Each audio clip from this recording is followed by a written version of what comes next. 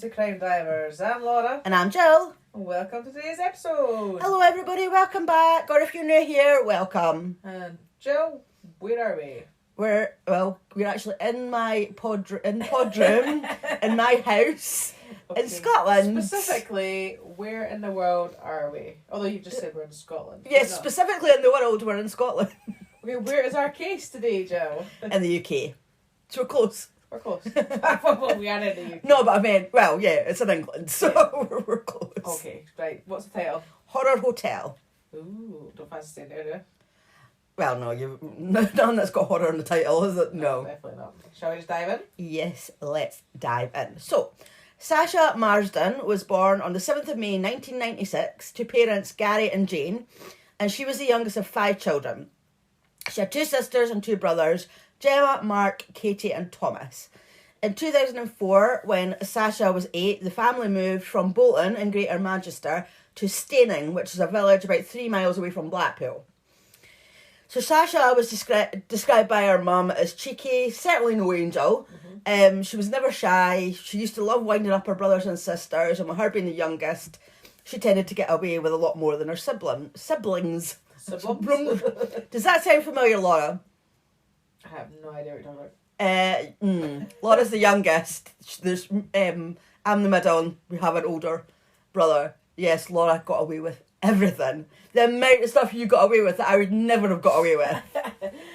I think Dad just couldn't be bothered by the time he got to me. I know. I actually think that because our parents were a little bit older by the time Laura. You know, the accident happened, that is Laura. The best mistake they ever had. Yeah, they were a bit older, so I think they actually were like, do you know what, I can't be bothered. Yeah, just let her do what she wants. Alright, Jill, go and speak to your sister. Yeah. But right. A lot of the time, I was the only person that you would talk to. If you were upset, yeah, and I was coming from work and she's upstairs, go and talk to her. I'm like, alright, okay, what now? But yeah, that was like in their family. She was the youngest one, so, you know, she got away with a lot more than what her siblings did. Yeah, no doubt. So her mum Jane also said that Sasha was a teenager. She was a teenager. I've just said that completely wrong. Hey, not just me that does that. No. Her mum said that, Sasha was a teenager. Uh-huh. She had all the time in the world for her friends, but didn't want to be seen anywhere near her mum and dad, which, yeah, I get that. I was the same. And wait a minute, you're going to get a mention, don't worry, again. Mm-hmm. And she was also like you, Laura, as well. Always asking her dad for lifts here, there and everywhere. That's what Laura did. Laura just didn't know what public transport was. Absolutely not. Our poor dad, may he rest in peace, used to be a taxi driver to her. He definitely did. Whereas I was the independent one, wasn't I? I would get the bus everywhere, I would get taxis, I would walk. Yeah. I actually didn't want to ask my dad for a lift one day that I actually got stuck somewhere waiting for a bus. I'd been waiting for about an hour, and my friend actually phoned Dad and said, look, can you go and pick her up? She's coming to my house. Can you come and pick her up, because this bus hasn't turned up? And he came and picked me up, and he was like, why did you not just ask me for a lift? Your sister does. Yeah, I was like, Dad, can you take me here? Dad, can you take me there? Dad, pick me up there. And to be fair to him, he always did. I know, but I just didn't want to put him out, and you did. I clearly did. So yeah, she was kind of a mixture of us, the both of us. She was like all about her friends, didn't want any, she wasn't interested in her parents. Yeah. But yeah, her dad was giving her a lift up here, there and everywhere. Yeah. She just wanted to be out with her friends all the time, and she was always like trying to push the boundaries. Like, for instance, if her parents wanted her home by 9 p.m, she'd be like, oh, but my friends are allowed out till 10. Oh my god, that's like my daughter right now. She's just starting to venture out on her own a little bit, like where she's getting to go to the park or to her friend's house on her own. But I always say to her, right, when I phone you and it's time to come home, you come home. Yeah. What happens if I phone it off? But Mum, just 5 minutes, just 10 minutes, 15 minutes, and I'm like, well, you just get home now. She's always like, she'll never just go, okay, Mum, I'll be home now. But it's like, no, 5 minutes, 10 minutes. Always try to push the boundaries. Absolutely. So. But Sasha, she was a kind girl. She would help anyone out if they needed a favour, or if any of her friends had a problem, she would be there to listen and help in any way that she could. Her friends said that she was a great friend. She always cheered them up and made them laugh when they needed it. She was fiercely loyal, and they could always count on her. They also said there was never a dull moment when Sasha was around. She loved dancing. she could be walking down the street with her friends and a car would go past with the music blaring and she would just start dancing and like make her friends join in even though the car was away past by this point. They'd be dancing in the street. She would dance anywhere. As soon as she heard music, she was dancing. So by the time Sasha was 14, she preferred to spend her time in Blackpool rather than in the small village of Staining. So for anyone who isn't familiar with Blackpool, it's a seaside resort in England and there's so much to do there. Like, I've been there a couple of times, so from my recollection, there's like a massive big long road, a big long strip. At one end there's a theme park and at the other end you've got like the tower, there's a big tower. Yeah, so there's the Pleasure Beach theme park. And all the way along that road, which I don't know how long it is, maybe it must be at least a couple of miles or something. Maybe, yeah. It's just like amusement arcades, like places where you can get donuts, like candy floss. Yeah, I'll mention that later. You can go up the tower, you can go right up to the top, and then there's a pier with like there's like donkey rides and stuff on the beach. On the beach, yeah. And all the illuminations. Yeah, well, I never mentioned that. They have illuminations. They do that in September, I think it is. Yeah, so you can like the whole street's just lit up with just illuminations. The Blackpool illuminations, that's what they're called. Very, very famous. Yeah. We actually and you've got the big the ballroom in the tower. Oh yes. Where anybody in the UK, that's where they strictly come dance, and I think they have the final there, don't they, in the ballroom? No, they don't, it's not the final. They do a week where they go. Oh, there. do they? So it's a week I've never before watched the final. I always remember that they're like, yes, we've got through to the Blackpool week or whatever. So. Oh, okay. It's obviously not the final. And they have like you know, like sort of UK famous like comedians and like shows, people who put on shows like singers and all that. They do quite a lot in Blackpool. So. It's like a party place, really. I mean, like, if I remember, I've been there a couple of times as an adult. I've been there with mum and dad when I was younger. I can't remember if you were there or not. I don't think you were born yet. But when I was an adult, the nightlife was really good, like, you know, good pubs and clubs and stuff. So, I was probably too drunk to remember too much stuff, but I could totally understand why a teenager would rather be there than in a wee village where there's nothing to do. It's more lively, shall we say, than and there'll be like teenagers, like boys going on their holidays there and stuff, and they probably meet up with them and whatnot. So I can totally understand why she was wanting to spend her time in Blackpool. And plus her Sasha's friends from school lived there, so she lived just outside, but they went to the same school. Right. So one day in July 2010, Sasha headed to a park after school with one of her friends who was a year younger than her. So she was 14 and he was 13. So it was a warm summer evening, and she told her mum that they were heading to the park to hang out, and her mum had said, right, well, as long as you're home by 9 p.m. Yeah. But at 8:30 p.m, the phone rang at the house, and it was the police. So they told Jane that they had Sasha at the police station. So immediately Jane was like, for fuck's sake, what's she done? But the police revealed that Sasha and her friend had met a 22-year-old man and he had attacked Sasha. Oh, right, okay. So what happened was that they went to the park. They were just, sitting on the swings, just blethering, just hanging out. Yeah. And they were approached by this 22-year-old man, and he started chatting to them, and he gave them some vodka. Right. Sasha had only just turned 14. So she wasn't used to drinking alcohol, and she passed out unconscious on the ground, and that man started raping her. Oh, shit. The friend that was with her, he told his mum later that he just couldn't do anything to help because he was too little compared to this grown. He was only 13, so compared to this grown man, he was a bit helpless. Yeah. And these two kids still had their school uniforms on, so this monster knew how young they were before he started giving them alcohol, so he knew exactly what he was doing. Totally. Not that it's okay in any however old the person was, because it's sexual assault, but she had her school uniform on. Come on, it's just horrendous. But luckily, two women were just passing by the park. I don't know if they were maybe walking through the park or taking the dog for a walk or something. Yeah. And they actually saw what was happening. So can you imagine? I don't want to imagine that. I don't even want to imagine that. So they ran over and pulled the man off Sasha while he was mid-attack, and they went and pulled him off and phoned the police, and he was arrested at the park. Right. So he was later sentenced to 5 years and 4. For goodness sake. I've written, he was later sentenced to 5 years and 4 years in prison. 5 years and 4 years, is it? Yeah, 5 years and 4 months in prison. But of course, the horrific ordeal of the rape continued to traumatise Sasha. And her mum Jane said that she went from being a trusting little girl into a very, very angry teenager. And to make matters worse, the rape actually made her a target for bullies at school. They would call her names, and someone even set up a Facebook page saying Sasha deserved to be raped. Oh, for God's sake, that's awful. Exactly. I mean, I don't get that. How does that make you a bully? You've been subjected to this horrific ordeal, and you're getting bullied for it. Well, exactly. What? I know, like... You're the victim of an attack. And that's, as you've just described, it's had a great psychological effect on the girls, so why on earth would kids think that that's going to... I don't know. Kids are stupid. Sometimes you just wonder what the hell goes through kids' minds. I mean, what if, like... I don't know, what if she'd had an accident? What if she'd, like, been in a car crash or knocked over by a car? Would they be bullying her for that? Well, exactly. You know what I mean? It's awful. That was an accident. It's something that's not her fault. At the end of the day, the kids that do it, I mean, that could easily happen to them as well. Exactly. So it's like, how would you feel? I mean, I never understand why people want to jump on somebody's misery.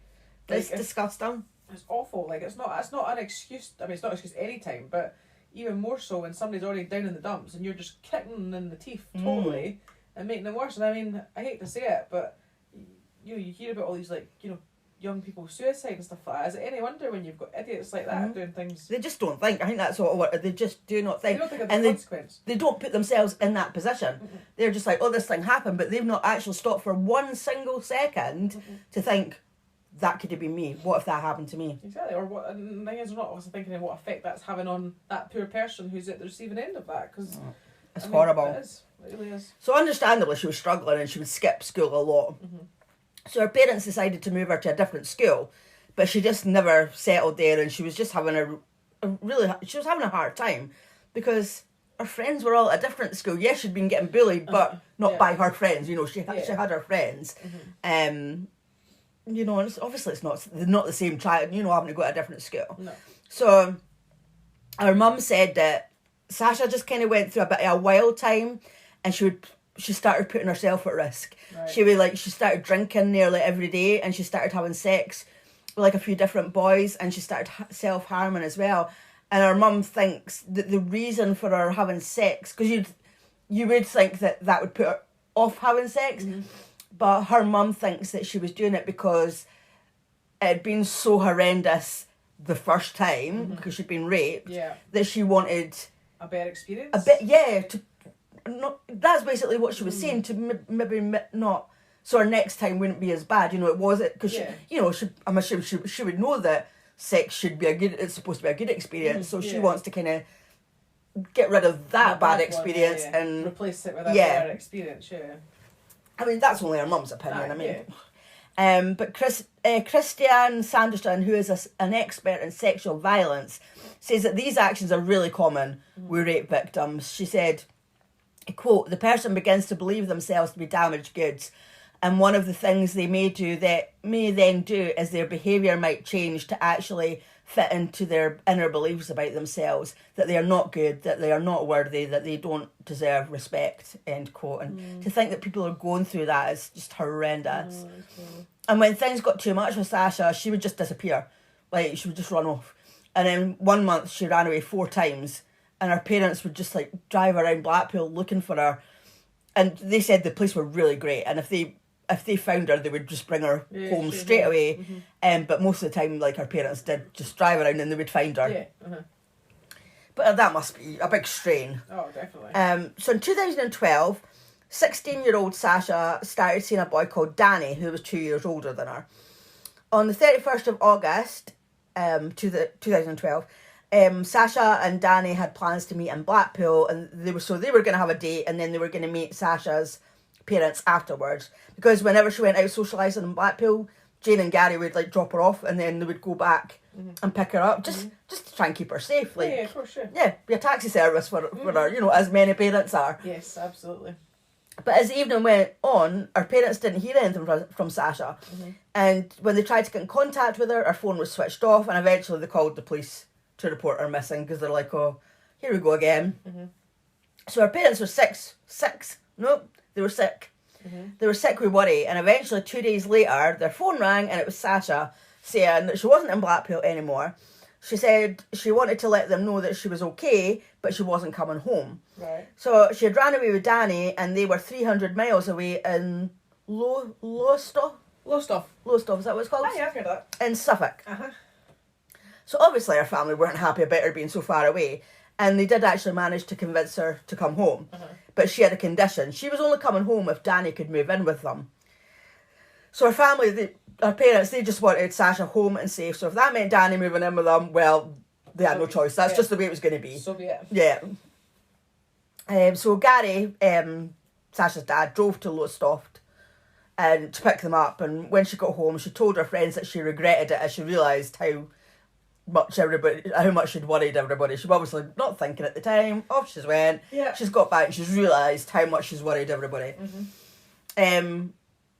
But now after a pretty shitty 2 years, this seemed to be like a turning point for Sasha. Mm-hmm. She was obviously kind of just, I don't know, pulled herself together. Oh, that sounds a bit harsh, doesn't it? But you know what I mean? Like, she's kind of thought to herself, right, do you know what? I'm going to make something of myself. Yeah. So in September 2012, she enrolled in college to do a childcare course, and she was doing really well and things were looking up for her. So she seemed to be much more content now. She had decided that she wasn't going to let her past hold her back, and she wanted to make something of herself. Mm-hmm. So she wanted a bit of independence as well, so that meant getting a part-time job.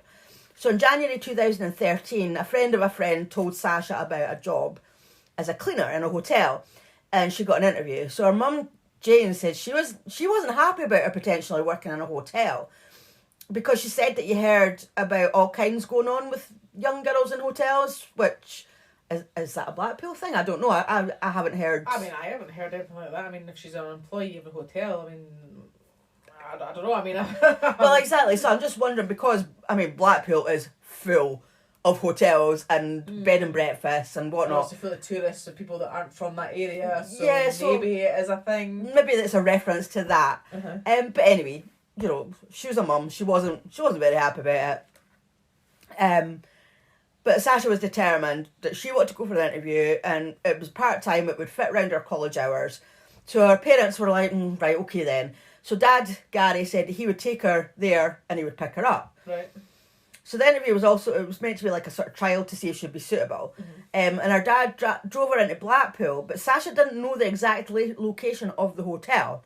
Okay. And she had arranged to meet the manager on the high street. So she didn't know this part. What? Was that it's a bit weird, isn't it? Well, yeah, considering it's a true crime thing, yeah. Well, no, I just think though, but if you're going for an interview or as a trial, whatever, then it's your responsibility to find where. I wouldn't have known of a manager to come and meet you, not even next to where you're meant to be. Well, yeah, I know. I mean, that's what I thought as well. But she didn't know this part of Blackpool very well, so she met him and he took her for the interview and the trial. So after an hour and a half, so it wasn't a very long trial, Sasha phoned her dad and said, "Can you come and pick me up?" But she still asked him to come and pick her up where he had dropped her off, which, I mean, she probably, I don't think there was anything to it. I mean, she probably just thought for easiness, so that maybe so she didn't have to tell me, you know, like have to go in directions. Her dad knew where he dropped her off, so maybe it's just a case of, well, he knows where that is. That I can't really describe. Yeah, that's describe where I am, maybe. Because if somebody stops me and asks me for directions, I'm like, no, don't know, sorry. Because trying to give out directions is just like, nah. Yeah. So she probably thought it probably just easier. Yeah, probably. Right, come pick me up where you drop me off. Aye, yeah. So she got in the car, she told them it had gone really well. She hadn't really done much, just made a couple of beds, a little bit of cleaning, and then had a cup of tea and just chatted about what the job would entail. The manager gave her a tenner for it, so she was happy. She got £10 for an hour and a half. Okay. Can't grumble, can you, for a 16-year-old back then? So her family were pleased. Now that she'd been for the interview and she was happy and, you know, seemed to turn a corner and was looking forward to the future, so they felt a bit better about it now. They were like, because obviously our mum, they had their, what's the word? They had their... Issues? No. Ups and downs? Reservations? Yeah, they had their reservations about this job. Yeah. But now that she'd actually been for the interview and like sort of, you know, they were like, no, this could be a good thing. So they were just really happy that she was happy. Yeah. So a couple of days later, on the 31st of January 2013, Sasha was at college and she was given some good news. Her tutor progressed her to the next level because she was doing so well. So that was it, you know. Yeah. She was over the moon that she was doing really well. And then after college, her dad picked her up and took her to work for her first shift. So he just dropped her off at the same place that he dropped her off for the interview. Right. And he told her he would come and pick her up when she was finished. So she was going to just... I don't know if she had a particular time. Can't remember. I wrote this a couple of weeks ago. My memory's not good. Did I say that in every episode? I think so. Just about. I think people must know by now that we suck at memories. So he went home, because obviously she was going to be a few hours, so there was no point in hanging around, and they only live 3 miles outside of Blackpool. So he went home, but the hours went by and they didn't hear anything from Sasha. So Gary, he sent her a text, but she didn't answer, and he left it for a while, and then he called her, but it went straight to voicemail. So they didn't want to worry too much because they thought, oh, right, okay, we're just being overprotective. You know that she's busy at work. Yeah. Or she's not got her phone on, or she's switched, she's had to switch off, whatever, So they're like, right, they just left it and thought she'll get back to us when she can. So her family had been waiting for her to have dinner together, but dinner time came and went and still no word from Sasha. So they were all starving, so they just decided to have their meal. And as I said before, they just assumed that she was too busy to look at her phone. Like, they were still at the, we're not going to worry, Try to give her a bit of space. Yeah, exactly. She can't, if she's working, she can't be on her phone all the time, can exactly. she? No. And they were confident that she would be home by 8 at the latest because she had arranged to go to a party with her boyfriend Danny that night, and they were leaving at 8:30. So they're like, she's going to be home by 8 o'clock, and they've got get ready, quickly get changed, and out again. But 8 o'clock came and went, and still nothing. So by now her family were worried, and they decided to go to the hotel and find her. So they didn't know exactly where the hotel was either, because she mustn't have even told them the name of the hotel. I was going to say, did they not know the name of it? I mean...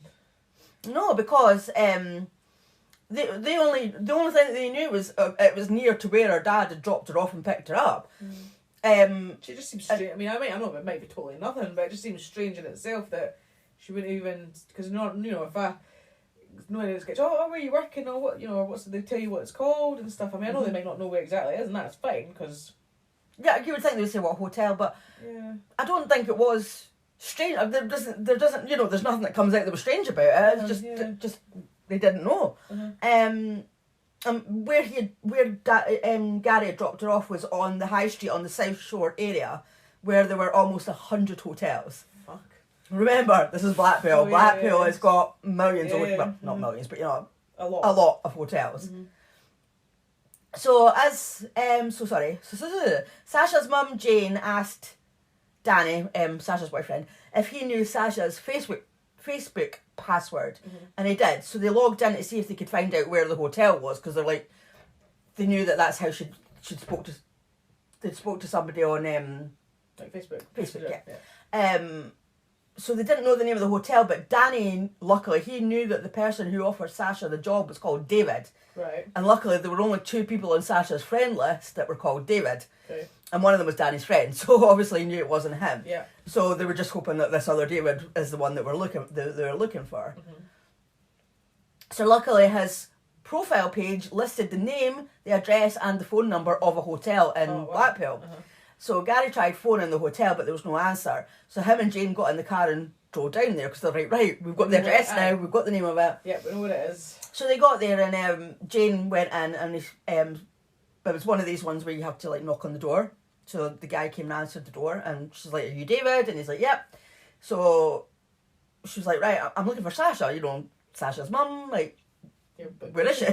But he said that she had left a while ago, and she had said that she was meeting her dad at Madame Tussauds, which is a waxwork museum. Yes. That, if I remember correctly, is on the main street of Blackpool. I believe so, yes. But when I went there, it was called Louis Tussauds. Oh, I've never heard of it. Yeah, it was called Louis Tussauds.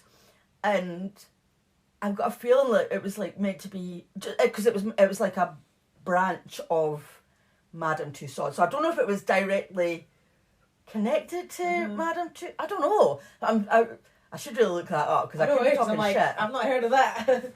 Right now. Right, okay, sorry, I'm going to be annoying here, but I'm going to have to look that up. I should have looked it up at the time. I could have looked it up if you want. Oh. Louis What did I say? Tussauds. Yeah. Louis Tussauds Waxworks. Yeah, there is a place called Louis Tussauds. Blackpool. Uh-huh. I was right. There you go. Louis Joseph Kenny Tussaud was a great-grandson of Marie Tussaud, creator of the Madame Tussaud Wax Museum. So great-grandson. But is it now called Madame Tussauds? Yeah, they changed it. Right. It used to be called Louis Tussauds. I mean, like, because I went there. Yeah, that long ago. I'm thinking like 30 odd years ago, probably.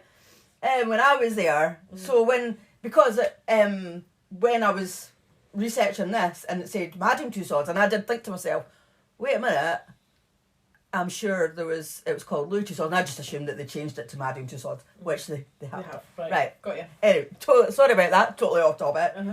But yeah, and so it was, the Louis Tussauds was on the main street of Blackpool, so I'm assuming it's still in the same place. Yeah, I think so. But it's just called Madame Tussauds. So, that's what this David said, that's where Sasha was. She'd went off to Madame Tussauds to meet her dad. So Jane left and got back in the car with Gary. Now, although Sasha was known for running away, it just didn't seem right this time because she'd been doing so well. She was happy with her life. Yeah, it seemed almost... It didn't add up that she'd gone off this time. I mean, like, as I said, the other times it was because she wasn't happy or before she was with her boyfriend. I mean, she did run away that one time with her boyfriend, but before that, before she'd been with him. So, but now it just didn't seem... Didn't seem like it would be something she would do. No. But of course, maybe she had. So, you know, they were like... Unfortunately, she's got a form for it. Yeah, exactly. So they couldn't rule it out. Yeah. So they weren't overly concerned because she'd done it so many times before and they'd always found her. So obviously they were worried, but they just did what they always used to do. They, they started knocking on doors, like getting in contact with friends and Danny's friends as well, but nobody had seen or heard from her. So with nowhere else to look, they went home and they phoned around the hospitals just in case a young girl had been admitted to hospital. Danny messaged her over Facebook, and he also asked a few friends on Facebook if anybody had heard from her, but not one single person had heard from her. Right. So by 11 p.m, which was her curfew, her family were worried sick, so they called the police, reported Sasha missing. So about 15-20 minutes later, 2 plainclothes police officers arrived. They took Sasha's details, like just how tall she was, what was she wearing, and one of the officers kept saying, "Oh, excuse me," and kept going outside on his phone. So after talking to the parents for about 20 minutes, the detective stepped out of the room again. Right. But this time when he came back in, he told the Marsdens that a body had been found and they believed it to be Sasha. Oh, shit. So they already knew that a body had been found, but they were obviously having to question how tall she was, what she was wearing, all this. So they can, because obviously they're not just going to straight away come out with, "Oh, well, your daughter's missing and we found a body," you know. Yeah, they had to make sure it was probably pretty sure that it was her. So unknown to the Marsden family, the body had been found earlier at about 9 p.m. Right. when a fire was discovered in a Blackpool alleyway. Neighbours who shared the alleyway had seen the smoke, so a few people had went to have a look to see what was going on, and they actually thought like someone had just set like a mannequin on fire, but then they saw blood and realised that it was a human body, and they called the police. Right. So the police did know that there'd been a body, but obviously they didn't know who it was at that point. Yeah. So they had no idea who it was until the Marsdens reported Sasha missing, and then it was like, okay, you know. Yeah, make sure. So that's why the detective kept leaving the room at their house, because they were trying to figure out if it was Sasha or not. So what she was wearing and how tall she was important because they couldn't actually see what she looked like because she was so burned. So they couldn't identify. They wouldn't be able to identify either. So they had to take her toothbrush to identify her by DNA. Yeah. So Sasha's parents told the police about her new job and about how they had gone to the hotel and spoken to the manager, and it turned out that while they were there, Sasha's body was only a few feet away in the alley behind the hotel. Fuck. Exactly. So the police actually already had a suspect. Right. David Minto, the hotel manager, he was already in custody. Oh, was he? Right. Yeah. So the hotel was owned by his girlfriend and her mum.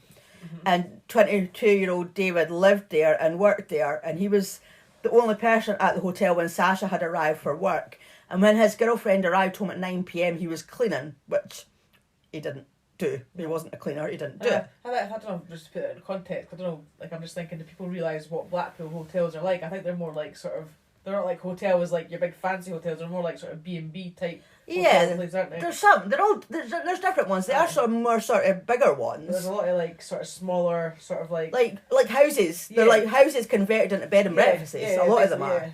When I've stayed in Blackpool, 3 times, it's always been it's like a sort of house. Yeah, because there are some like proper hotels, I would call them, but they're not like. I think so. To me, it sounds like it was more of a. It sounds like more of a bed and breakfast, but they do refer to it as a hotel. Yeah, so yeah, exactly. That's what I mean. That's what it sounds like more to me. That's what it was. Yeah.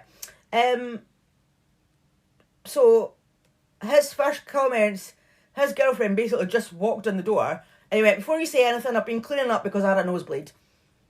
And she was probably like, "Okay, hello. Yeah, hi, how are you? How's your day?" You know, so that was a bit, So besides running the hotel, David's girlfriend had a part-time job on Monday and Thursday afternoons. And she had no idea that David had just hired a cleaner to work on those days. And if she had, yeah, my timing's not great. Neither's my speech. I'm not the only one that does it. So if she had, I'm not even going to look at the words that I've typed because they just do not make sense. Yeah. So she had have known that, she would have found that very strange because she and David were the only 2 people living at the hotel at that time because it was actually closed for renovations. Oh, right, okay. It was because it was winter time, so it's obviously quieter in the winter time. So they're like perfect time, shut down for however long, do the renovations. They didn't have any guests. No guests. So no need for a cleaner. So he's basically hired this girl under false pretenses as well, with intentions of always committing a murder by the sounds of it. Well, maybe not a murder, but that's how it ended up. So, and actually, although I've been referring to him as a manager, because that's what he said he was, he wasn't. He was the handyman. Right. But I'm assuming that he called himself the manager because as a handyman, he didn't really have the authority to hire people. No. Which he didn't. He didn't have that authority. And as I said, they wouldn't have been hiring anybody at that time anyway. No. I don't know where the girlfriend's mum was, unless she maybe didn't live at the hotel. Possibly. Because I think maybe she kind of owned it and they ran it. I think that's probably more what the situation was. So, like, why did he hire a 16-year-old girl to clean on the days that he knew, because it was Mondays and Thursdays, that's the 2 days that he knew his girlfriend wouldn't be home until 9 p.m. Yeah. So whilst in custody, David denied that he was responsible for killing Sasha and said she hadn't even been at the hotel. But yeah, he said to the mum and dad, or mum anyway, sorry, that she'd left earlier, so there. Oh, he's a liar. You'll find out what he says later. Right. And it's just like, really, do you have a brain cell? So he said that she hadn't been at the hotel, sorry. But when he gave his account on a prepared statement, he admitted for the first time that Sasha had been to the hotel, that she had made a pass at him, so they had some sexual contact. Right after the sexual contact, he never specified what that actually was. It was just sexual contact. Yeah. And it was all her. She was the one who made the move. Instigated it. Yeah. And he claimed that Sasha had a nosebleed, right, which he helped her to clean up, and then she left and he didn't see her again. Right. So when the results of the post-mortem came back, they revealed that Sasha had been stabbed 56 times to her head and the back of her neck. Oh. And there were at least 9 defensive injuries around her hands and arms. So she had been fighting. 56 times? I mean, how is there enough space for 56 times? If you know what I mean? Like, how does that even happen? And then 56 times, that's frenzied. Like, that's a frenzied attack. Totally. That's not just a one and done. That's like I've been, like, repeatedly... Yeah, that's... You must be just, like... Because, like, to do that 56 times, like... You have to be angry. Are you counting?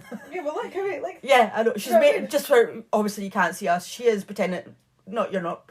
You're making stabbing movements with your hand. Yeah, but that's what I'm saying, like, 56 And she's doing it again. That's what 3 times she's been doing it now. And every time I speak to the audience, I look at the thing, I'm like, I'm talking to you, you're in that microphone. Yes, I know. But it's just hard to imagine somebody, like... Yeah, I know. It's we shouldn't be laughing because it is a totally serious situation. To think of the anger that must be behind that. I mean, I know when you see, like, people have killed something, they're like, oh, it's an accident, and you can kind of see it if they've maybe only hit them once and they've hit their head off something or something like that. Oh shit, I didn't mean it. But to actually stab somebody 56 times in the head and the back of their neck, for one, you mean it, and for two, you must be really angry to do that. Yeah, but like, see, because it's a lot of times. That is a lot of times, like... And that's a lot, it takes a lot of effort. Yeah, definitely. Yeah, so she'd been fighting because she had 9 defensive injuries around her hands and arms. Mm-hmm. So she fought, but obviously it was just, you know, she was no match for him. No chance. No, when she's got all this, you know, he's stabbing her head, you know, what chance have you got? Mm-hmm. And she'd also been sexually assaulted when she was either dead or dying. Ugh. So the police investigation showed that the hotel was where, so it was the hotel where she had been attacked and died. And the DNA evidence showed that David's clothing had Sasha's blood on it, both that on the clothing that he had wore when he'd met her that afternoon, and the clothing that he had on when he was arrested, because he'd got changed. Mm-hmm. So, yeah, both sets of clothing had blood on it. Yeah. And there was blood on a knife in the kitchen that was confirmed to be the murder weapon. Mm-hmm. Sasha's necklace was found in a bathroom, and the back of one of her earrings was in the toilet. So there was CCTV of Sasha and David walking to the hotel and entering it. But so he must have went and met her again on the second time, which was like, but she knew where it was by the second time. Well, why did he need to meet her again? Yeah, I don't know. I don't know what that was. Maybe he just thought he was being a gentleman. I have no idea. Maybe that was a way to get her to like him, you know. Oh, this is a nice guy, you know. He's, I don't know. But there was no footage of her leaving. Mm-hmm.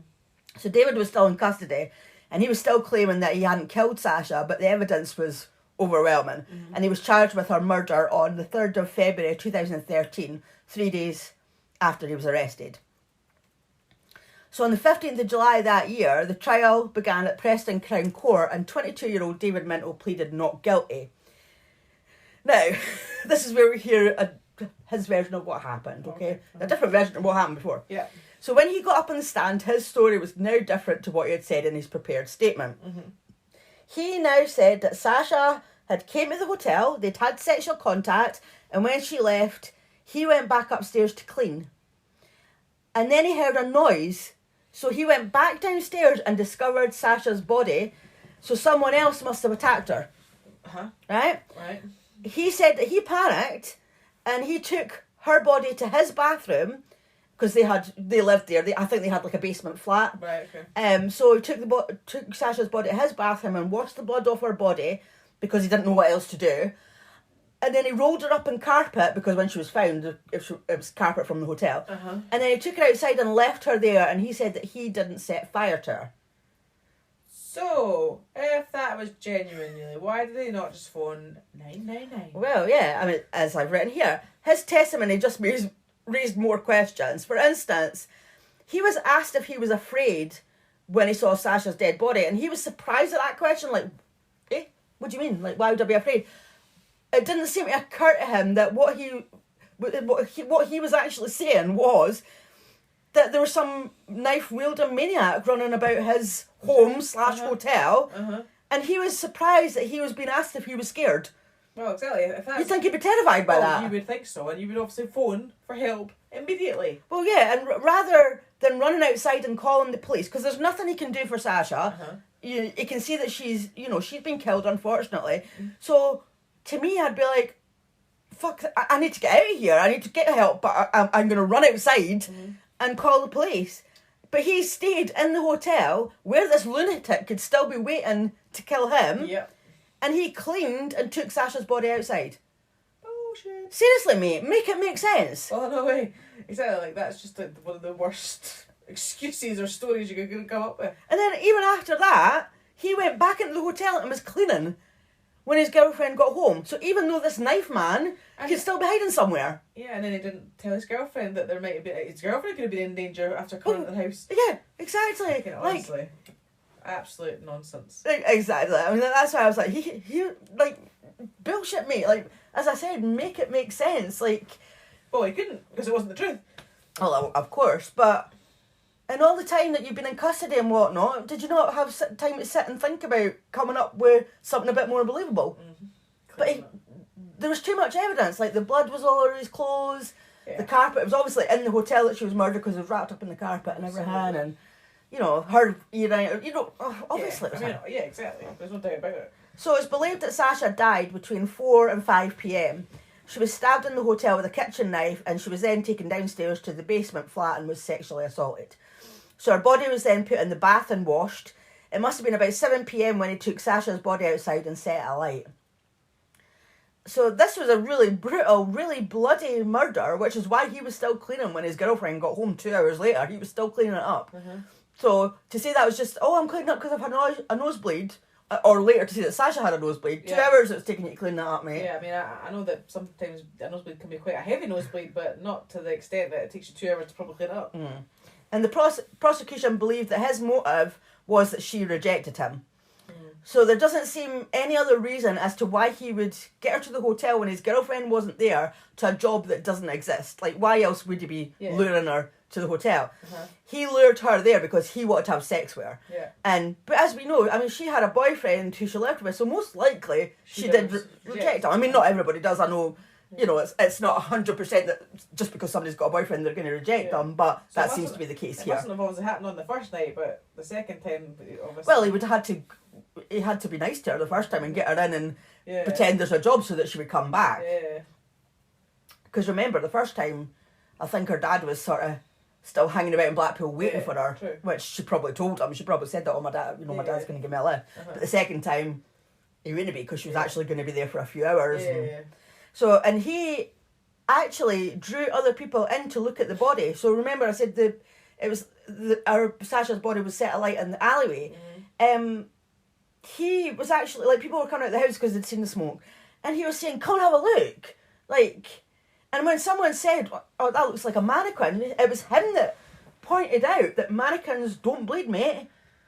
Was he trying to deflect the fact So he was pointing out that this was a human body.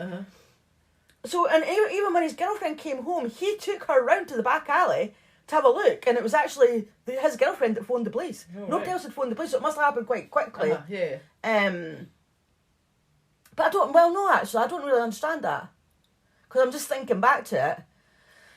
And they're saying it's about 7 o'clock that her body was put in the alleyway, but the police weren't called till 9. And because she never came in till 9, did she? Unless people didn't believe that it was a body. Maybe all this time they did think it was a mannequin. And then he's kind of like, well, no, actually it's not. I don't know why he was pointing that out. God knows. But maybe it had been burning for those 2 hours and nobody had realised that it was actually a body. Yeah, maybe.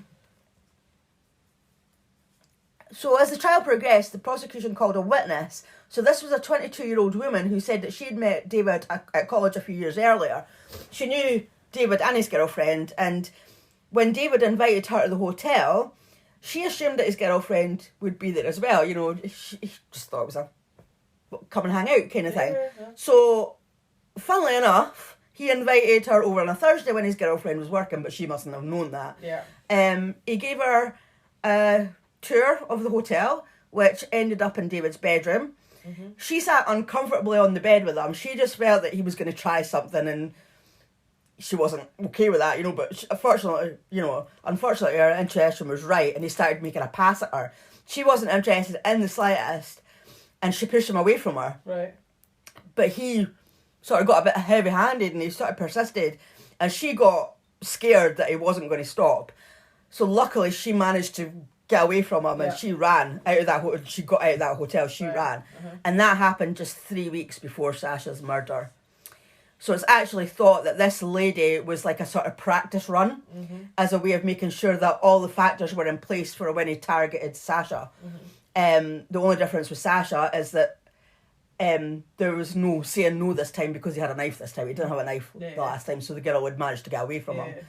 So it was revealed in court that Sasha had actually met David Minto through a mutual friend in Blackpool towards the end of 2012, so about a month before he murdered her. So when he lured that other girl back, he already knew Sasha, he'd already met her, so I reckon she was the trial run, he was going to target her. So after they'd met in Blackpool, he then looked for her on Facebook, and he sent her a friend request a few weeks later, just after he'd lured the other girl to the hotel. So Sasha actually declined the friend request because she had no idea who he was. So he obviously didn't make much an impression on it when they met in Blackpool. So he messaged her and explained who he was. He must have been like, do you not remember me? We met the other week. So she's like, all right, okay. So she accepted the request on the 27th of January, just 4 days before he killed her. And that's when he lured her to the hotel pretending to have a job for her. So on the 26th of July 2013, the jury returned with their verdict. It took them less than 3 hours to find David Minto guilty of Sasha Marsden's murder. He was sentenced to life in prison with a minimum of 35 years. I was impressed with that, because usually when it's life, it's sort of like 25 years, isn't it? Yeah. Or a minimum of 20 years. But yeah, 35 years. Well, so he's been in prison, what? 12 years? No, 10 years. That 10 was. years. July 2013 he was sentenced, so he's been in for 10 years, so he's still got 25 years. Good. Yeah, he deserved it, because... So basically, he's lured that girl thinking, oh, well, he's maybe thinking, oh, on a Monday and Thursday, I'm going to have an affair with this girl. Yeah. She's declined, and he's got that angry, because he must have been angry to stab her that many times. We've already mentioned that. So he has been so angry that she rejected him, that he has done that he has stabbed her that 56 times. That's shocking. That is. Like, I mean... At the end of the day, I mean, like, I know rejection's not a nice feeling. I mean, you know, it's not nice to be rejected, but unfortunately you've got to accept it and take it. He could have asked her on Facebook if she had a boyfriend or if she was interested. But he's got a blooming girlfriend. So well, exactly. Thinking about that. If he did want it, he could have just asked. He didn't have to ask her face to face. Could have done it over Facebook. She's going to say.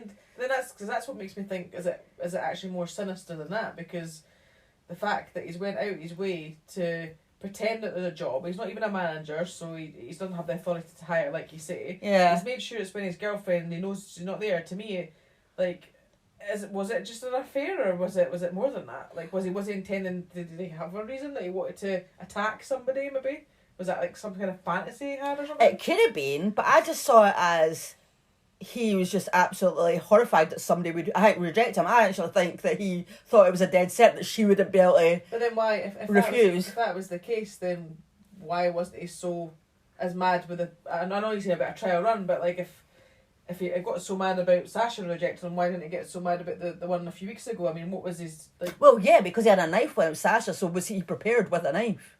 What, could maybe didn't like the rejection a few weeks before? I have no idea, but I don't know.